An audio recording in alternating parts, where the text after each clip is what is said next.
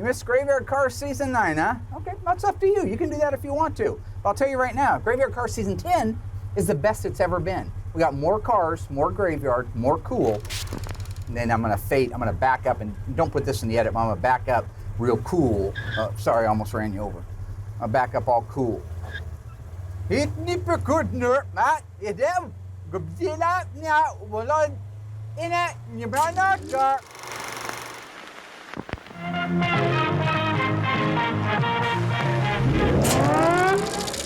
They're coming to get you, Barbara. On this episode of Graveyard Carz, Will gets the Walton's Daytona from the body shop and fast tracks it into the paint booth for primer. The whole thing looks really good. Mark and Alyssa test out Torino's newly restored dash before installing it into his one of two Hemi Coronet convertible. But a problem with the convertible top motor may put on the brakes for this 7-figure restoration. I need one of those right away. In Springfield, Oregon, Mark Warman, together with his skilled ghouls, It has been established that the unburied dead are coming back to life. bring classic Mopar muscle cars back from the dead to look like they did the moment they left the factory floor. Because of the obvious threat, this station will remain on the air day and night.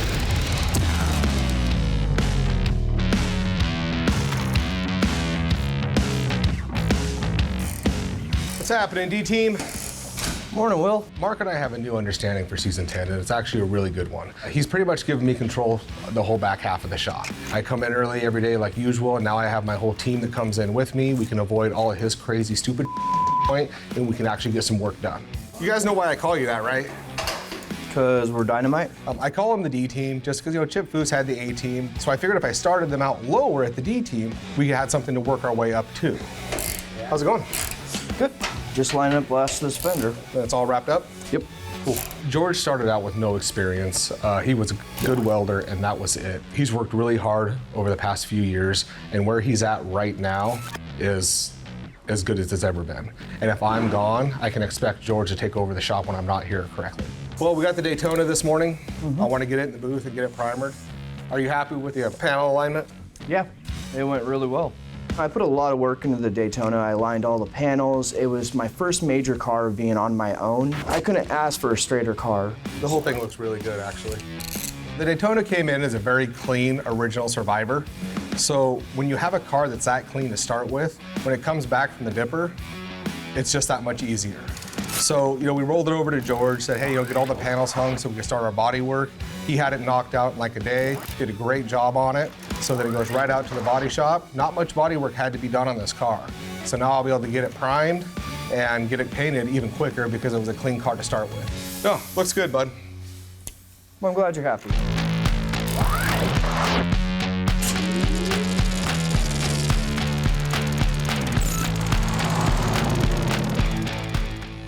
So I'm heading to the shop right now. We've got a busy week. Will is going to do the primer work on the 69 Charger Daytona. That's the one from about 3 seasons ago where we introduced it. We weren't sure if we were going to restore it or not, but we did decide to. So it's been disassembled, dipped, and now Will is ready to do the primer work on it. I am leaving Will alone this season, you might be happy to know. I have faith in him. I don't feel like I need to keep an eye on him 24/7. So he is free to fly. Fly, little birdie, fly. We got our dash back from Instrument Specialties for our 1970 Coronet RT convertible. Remember, that's a 426 Hemi 4-speed car, only one on the planet left. They only built 2 in the beginning. I built a test bench, a really special test bench, so we can go through and double check that everything's working like it's supposed to. So I'm going to work with Alyssa on how to test the different components of that dash. Once that's done, Doug and I, with hopefully Royal's help, yes, Royal Yoakum, are going to install the dash in the car. Larry's coming out to do the convertible top. Once that's done, we're going to put the Bumblebee stripe on it, and that's going to be ready for its final assembly next week. Snarkler!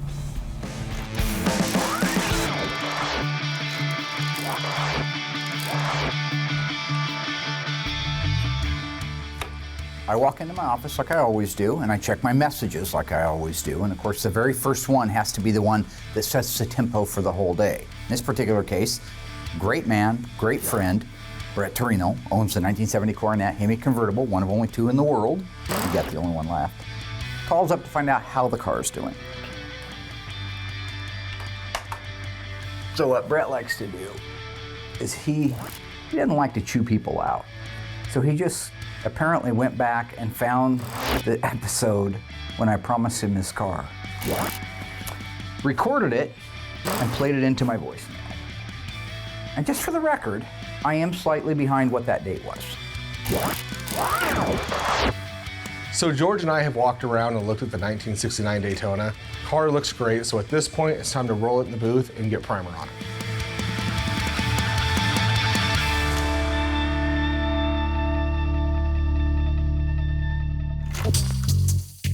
Why is that? Who brought? Did you see him bring that in? I think Dougie brought that in. Okay.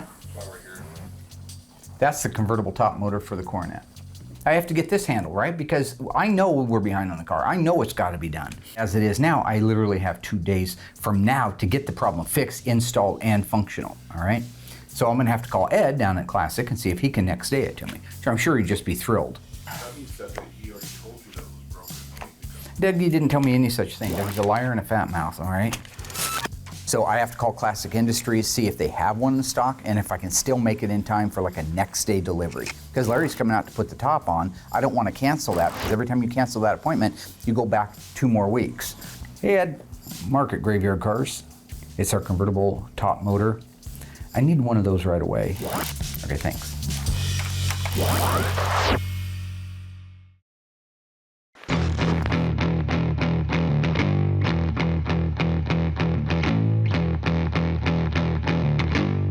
There is no doubt in 1970, Dodge had its groove on. Coming out with the Challenger Trans Am was a bold move. Standard equipment on this particular car was a fiberglass rear spoiler and a fiberglass hood. Standard was a 4-speed transmission.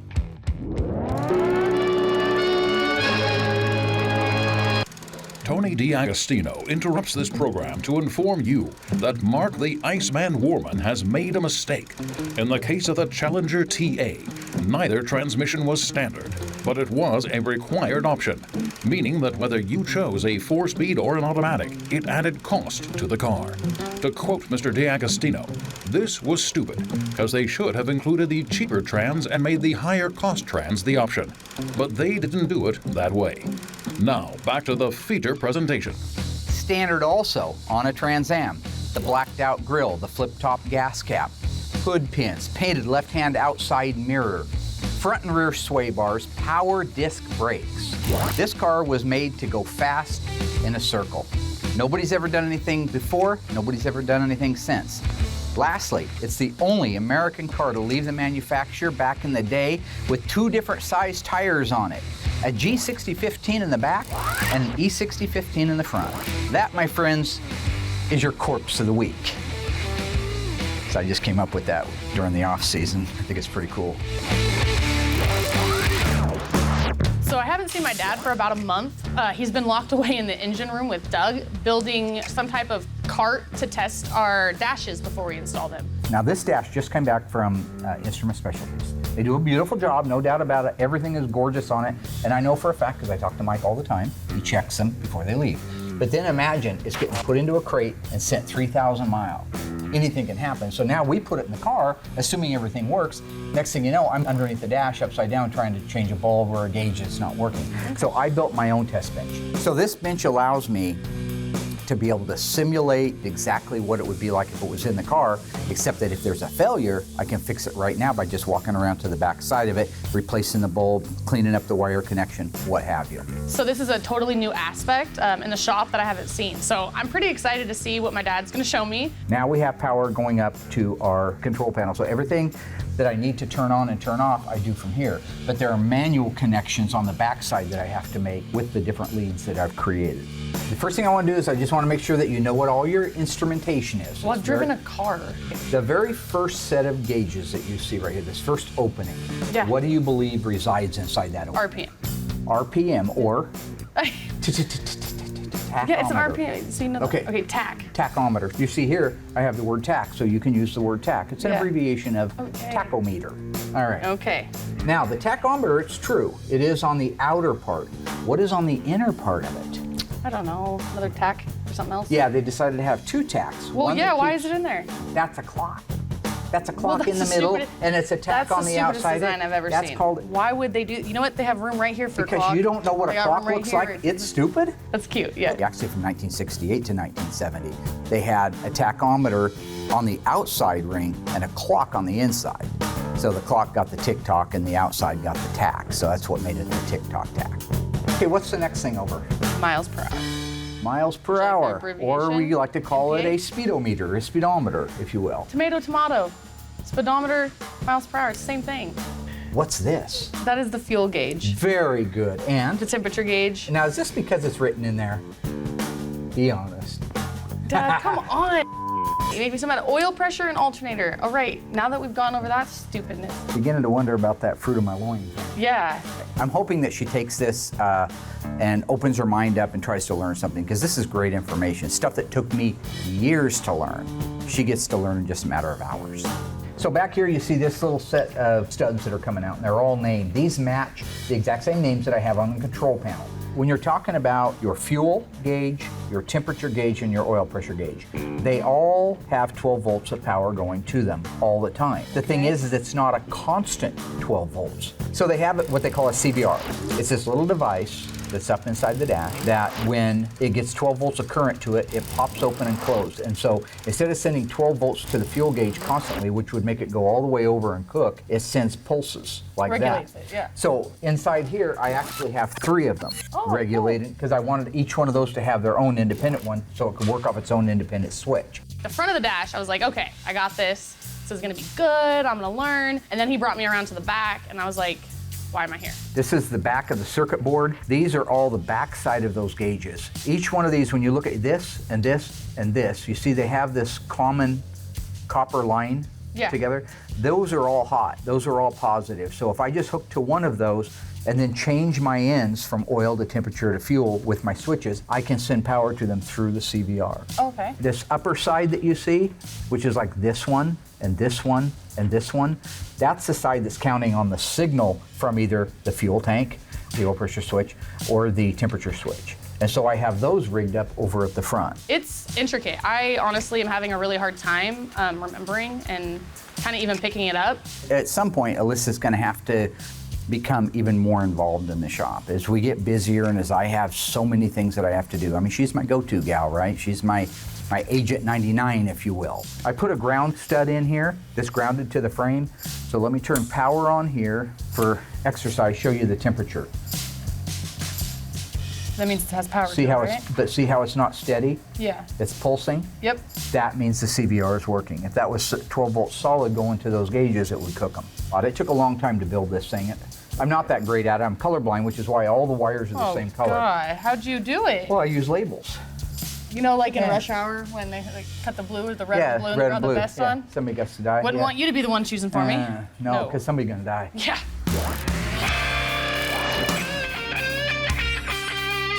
So right now, I'm getting ready to put PPG's VP 2050 primer on the Daytona. It's a thick primer, as you can tell by the way it comes out of the can. When I go to primer, the first thing I do, I get the primer in the cup. It's a 2-to-1 ratio, 2 parts primer, 1 part of the catalyst. Catalyst is what makes it hard and really lock down nice and tight. At that point, you got to make sure it's stirred up really well so it all mixes together and dries properly, then you're ready to go. Really, that priming and painting is the easiest part of it. It's all in the prep work. So make sure that prep work is money, looks the way it should, and you won't have any problems when it comes to primer. Earlier, we introduced our corpse of the week, the 1970 Dodge Challenger Trans Am. Talked about all the standard equipment and just how cool the car was. The question now, to see if you were paying attention during that, is how many 70 Challenger Trans Ams with a 4-speed manual transmission like this were built? Was it 2,400, 989, or 686? Stay tuned after the break. We'll have the answer for you.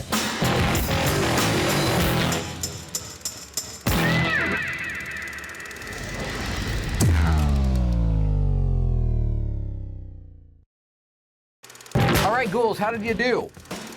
The 1970 Challenger Trans Am. Cool car. This one's a 4-speed. How many did you think they built? If you guessed 989, you're exactly right. 989 4-speeds, which were standard equipment on these cars. If you paid over $200, you could get the automatic. And 1,141 people did that. What you couldn't have done, no matter how deep your pockets were, is get a Challenger TA with a 3-speed manual.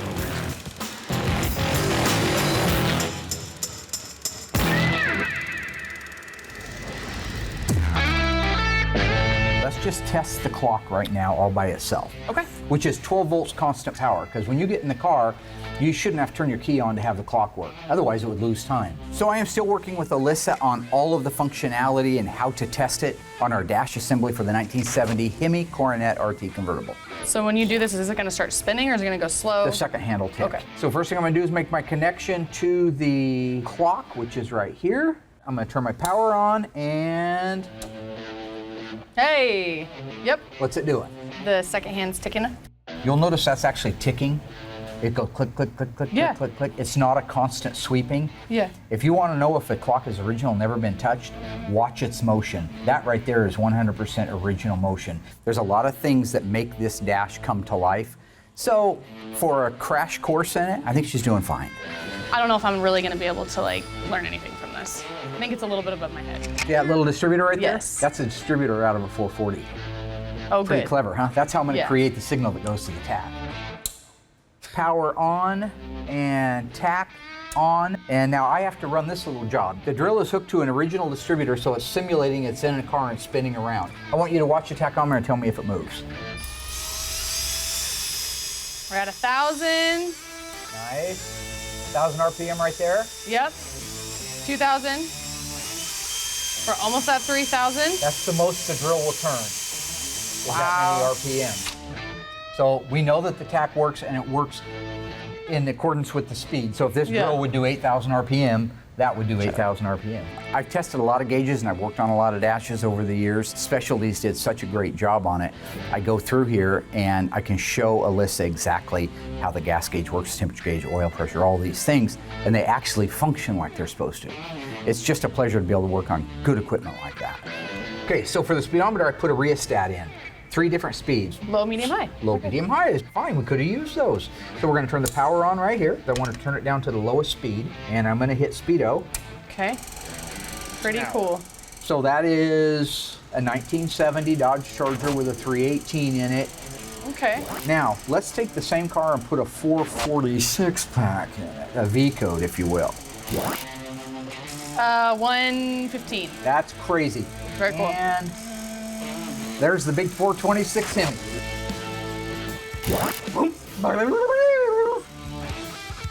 Fuel. Fuel. I'm Yep, going to make yep. a connection to the fuel.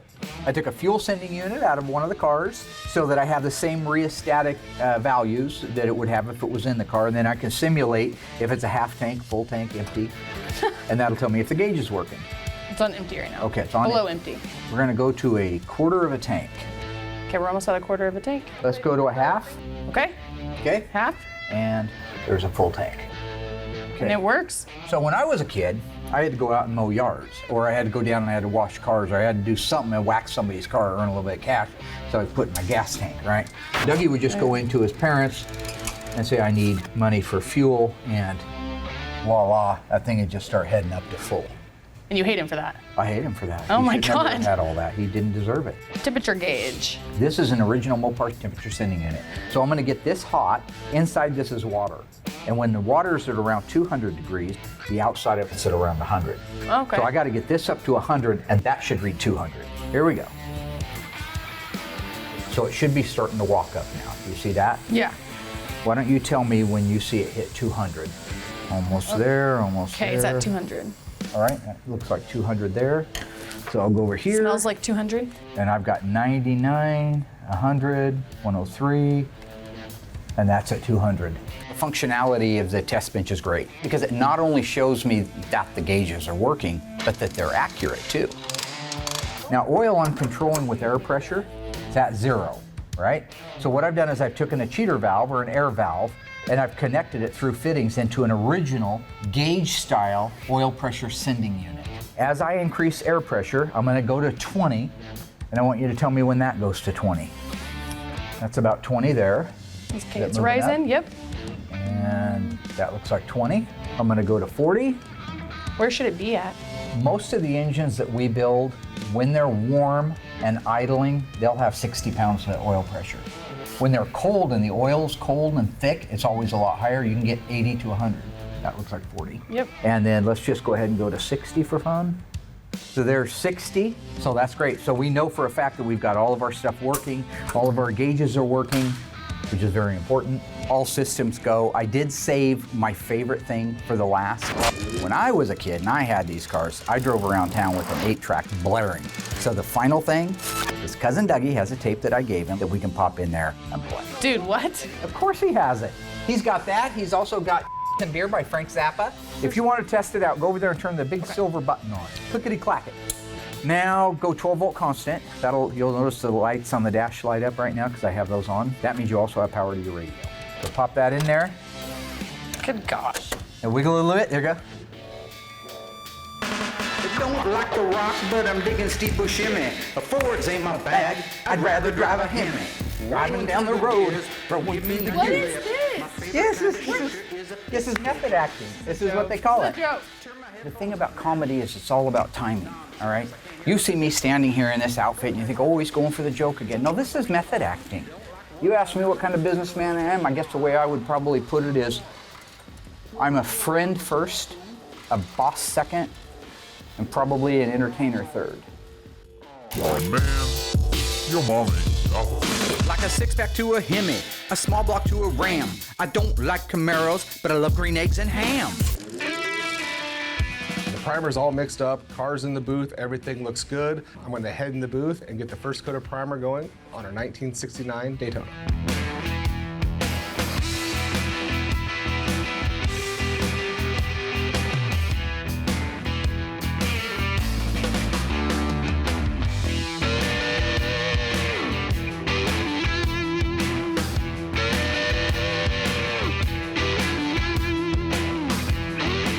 Daytona is primed, looks really, really good. This is our body man's first car that he's done. We kind of, helped him out by giving him a clean car to start.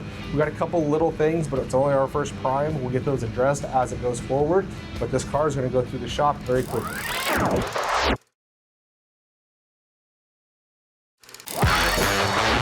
It's 1975, you and your buddies on a Friday night are going out to cruise. You have a choice between a 1970 Cuda 446 barrel 4-speed shaker hood in black and a 1970 Challenger 446 pack 4-speed in plum crazy.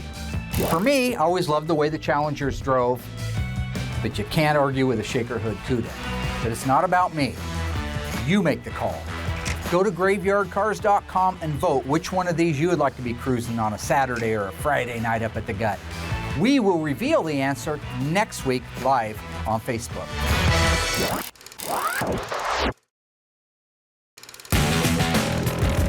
This car is going to go through the shop very quickly.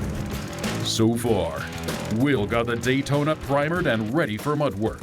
Mark and Alyssa made sure the newly restored Coronet Dash was in perfect working condition. So that's great. So we know for a fact that we've got all of our stuff working, all of our gauges are working, which is very important. And with only a few days to get the car completed. Broken, need replacement, thanks. That's the convertible top motor for the Coronet. A problem with the convertible top motor may halt progress on this ultra-rare Hemi convertible.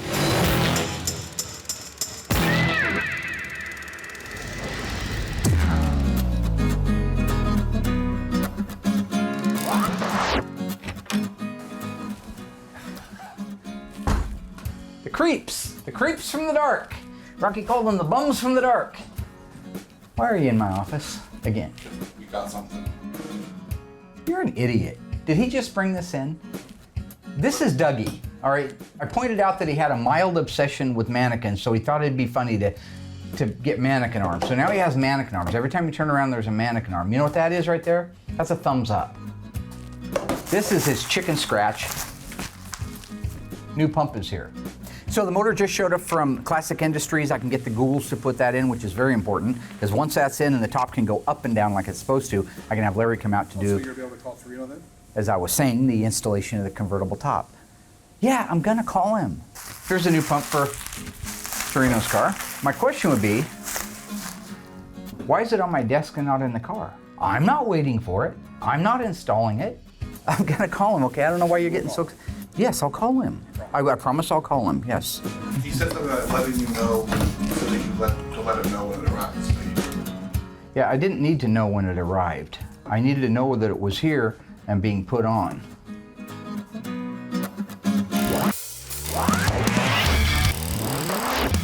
I'm excited to announce that we're getting really close on our Coronet. So this is our 70 Coronet RT, 426 Hemi, 4-speed convertible. Now remember, this is the only one left on the planet like it. We've got the build almost done. We're down to installing the dash and the rest of the interior. And then Larry is out today installing the top. So we're all gonna be working on it at certain times together.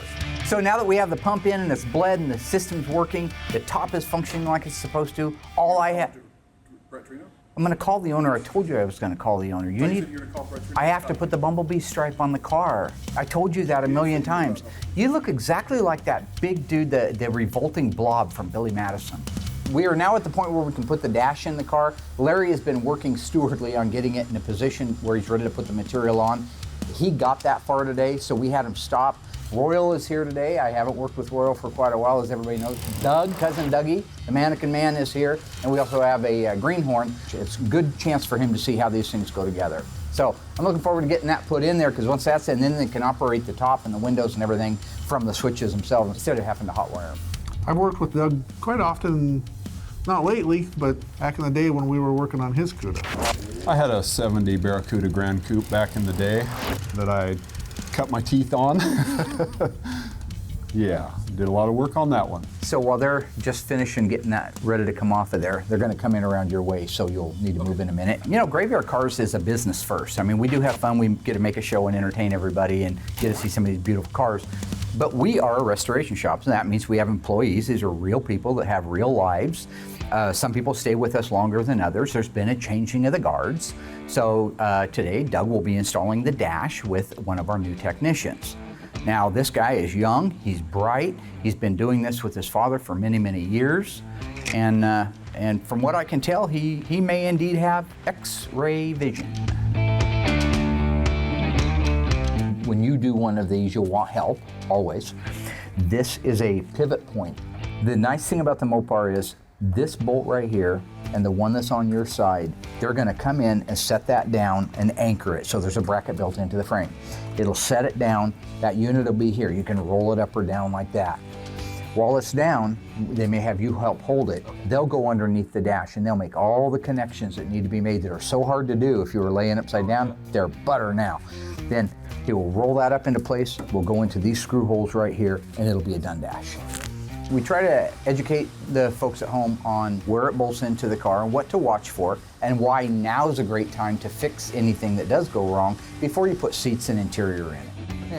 Okay, can you hold that for a second? Yep, I got it. Can you set yours on, Doug? Contact.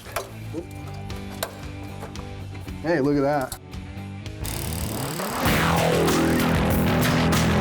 We've learned the Challenger Trans Am was a pretty cool car, lots of standard stuff on it. One of the things that jumps out at you most because it's so big is the fiberglass hood. Now, if you bought a 69.5 A12 Roadrunner or Super Bee, you also got a fiberglass cold air induction hood. True or false? The hood on the Trans Am Challenger is exactly like the A12, meaning there are no hood hinges. If you think you know the answer, stay tuned after the break.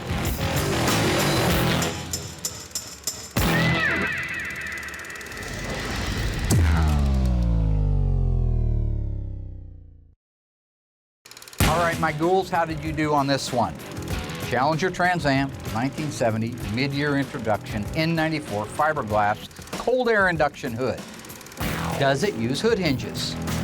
If you said yes, you're right. If you said no, you're probably thinking of the sister 69.5 A12 cars that used a fiberglass cold air induction hood that two guys had to lift it off and either set it up on the roof or on the ground just to check the oil. So they might have learned something from that, and not only did they put hinges on it, but they also put a lightweight, smaller spring so the hood wouldn't buckle when you went to close it. You guys should be paying me for this stuff.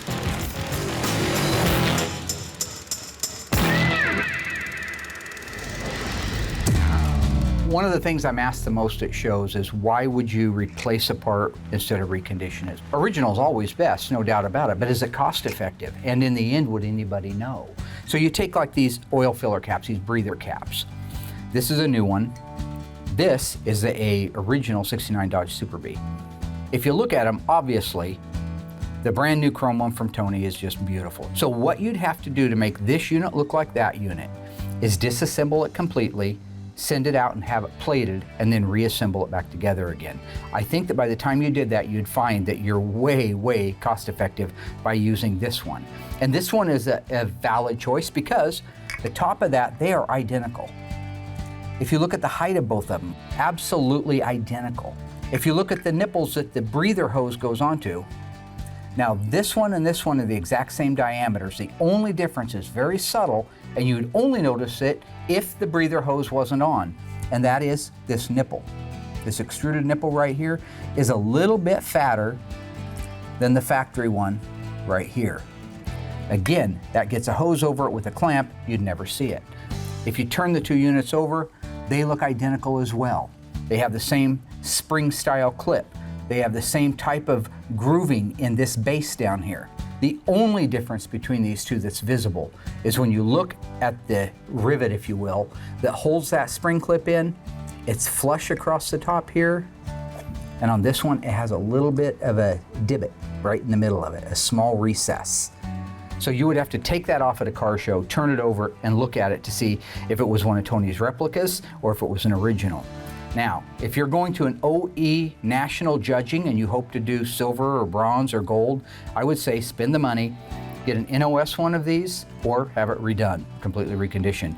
But for the rest of you, the 99 and 44 100% that are just going to car shows and enjoying their car, get this and save a lot of money. Yeah, just set that on there. So right now the guys are just making the connections underneath the dash, the ones that are really easy to putting the cables and everything in. They're connecting the defroster vents. Roy, you can go ahead and put that connection right there for the heater. And I think that is going to be your last connection that you need to make, it looks like to me. So yes, you're going to roll it up. That, get my hand out of the way. Lift up.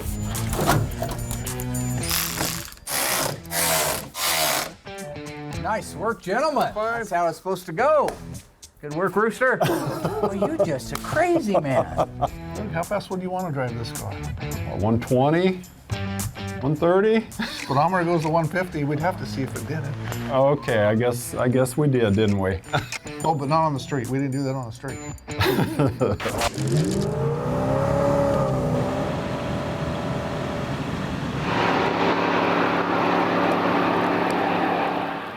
That's cool. Do that. They love that from back in season 3. Do it. They love. Will I ride? Yeah. The ghouls did a great job of installing the dash in the car.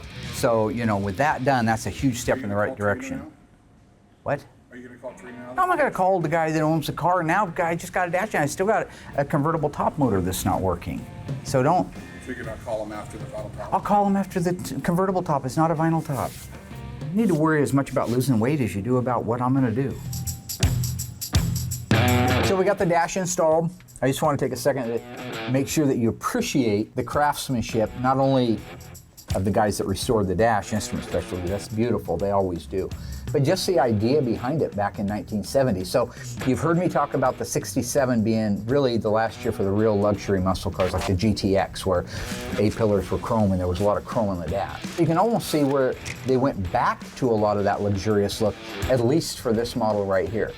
You got the wood grain dash, it's highlighted with all the chrome. You had the black shadow inside of all the gauges. It's just such a rich, neat look that you won't see in today's cars. You're talking about a 70 Coronet RT convertible. It's the only one in the world like it. 426 Hemi, 4-speed, super track pack. And something like that just tops it off. It just makes everything from here funner for us. There are certain things that you just really enjoy the hell out of. And something like that that's in place that's that beautiful, you enjoy it. You just have to. If you don't, something's wrong with you. It's like Dougie. I think something's wrong with Dougie. You know.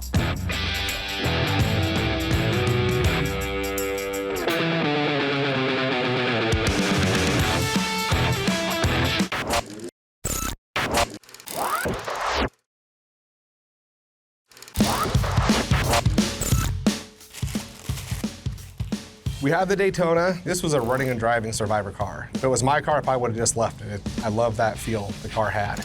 But I get it, the owner wants it looking brand new, no problem. But once it came back from the dipper, I mean, everything was good. There was no weirdness. We didn't have to work on getting parts to fit right or working on our lines. We literally got it back from the dipper. It just went right together like it should, like it did before it got dipped. So it's a very clean car, and when you have a clean car to start with, the process speeds up by 10. So I've walked around the car, everything on it looks great. I'm gonna roll it back over to the mudroom where the team can hop on it and start getting it blocked out, getting it ready for another primer. It was a really good idea on Mark's part to build this building out here because we keep all the dust out here. That really helps keep our showroom looking good all the time because when this was over there, it was just too much work and too much upkeep to keep the cars looking good. So now it's all isolated out here, all the dust is out here, and we got a cleaner product over there. We're still not sure what's going on with Seaman the A100, but we still have to push forward like it's going. So while he's going to be working on the Daytona, he's got the A100 trying to get wrapped up so I can jump on that here in the next week or two. Our 64 Dodge A100, the little dead wagon, is coming along nicely. Engine's down at Ray Barton getting built out, around 1,000 horsepower, in case you're wondering. The only problem is our timeline is getting shorter and shorter as we go. We got a really good crew right now, and Mark's kind of giving me control of the back half of the shop. No, that side looks really good, for sure. It's straight. I think you need a little fine tuning on your lines, just tighten them up a little bit. The level of quality that we do and that I make sure happens is right on point with what Mark wants. Just make sure little things like this, just a little slag, nothing big. It looks really good, so I know Mark will be happy with it. Good job. Everything looked really good, just a couple of tweakings. The lines are just super critical on that car. Just tighten the lines up a little bit, and that car's gonna go through the shop pretty quick. Well, right now we're running down to some of the last things that need to be done on our car. So Larry came out today for the install of the convertible top. As soon as that's done, we can wrap up the interior and I can call Brett up. I know he's been very patient. We're about 2 years over on this one, so thank you, Brett. But in the end, I think it'll have been worth the wait.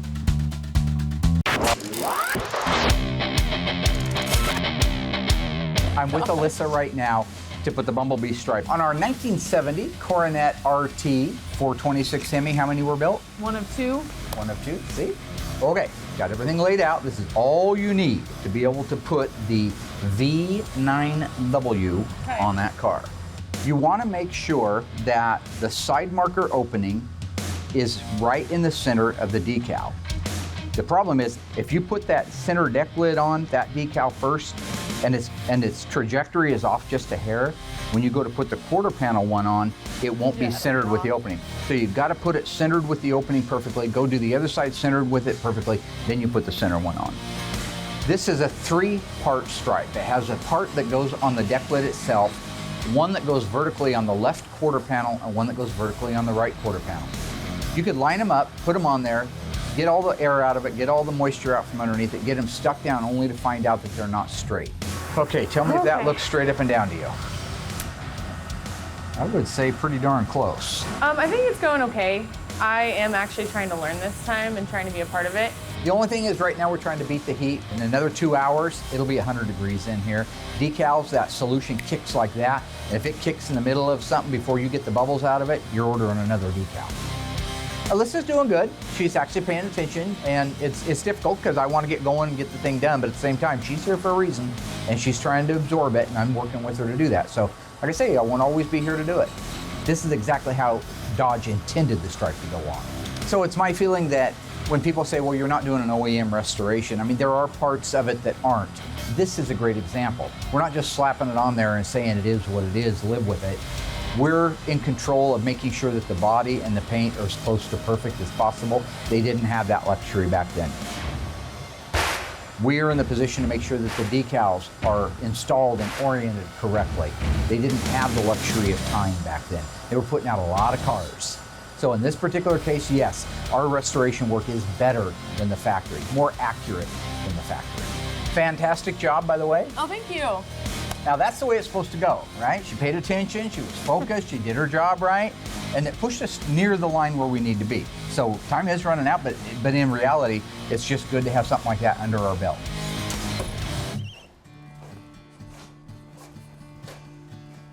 Man, camera. Does it ever get old? Just constantly creeping on people with your damn camera? All right, I gotta call Brett Torino and let him know that we've only got a week left on his car. That'll make him very, very happy. Hey, this is Mark. Warman, Graveyard Carz. That's funny. I just got the message actually off my machine. And that's why I was calling you back. Of course I got the call earlier in the day, but you know, there's certain things that, you know, I can show you a glass where it's half full on the chart. This is TV land, man. It's TV land. Everything crazy out here. It was ironic that you left me a message because I was gonna call you and leave you a message. I didn't lie to the client. I don't need to lie to our clients, okay? First of all, there's a big difference between a lie and an alternate fact, all right? That was just an alternate fact, number one. Number two is, like George Costanza said, it's not a lie if you believe it. So, you know, where do you go from there? No, what I was gonna say was we've got exactly from today, mark your calendar, this is good news, we got 1 week. I've got just a few things left to do. Yeah, just a shade under 4 years. But it's beautiful. And it's done the way it should be. It's the way $1.5 million car should look. So, are you just gonna book it based on that? So I should plan on seeing you a week from today, or? Well, my friend, if I say it's a week from today, it's a week from today. If I tell somebody their car's gonna be done in a week, I tell you what you can do. You can take that little message, you can have a little stamp made, put it in some ink, put it on the back of a check and deposit it, because it's money in the bank. See you in a week. All right. Bye-bye. I don't know if I'll make a week or not.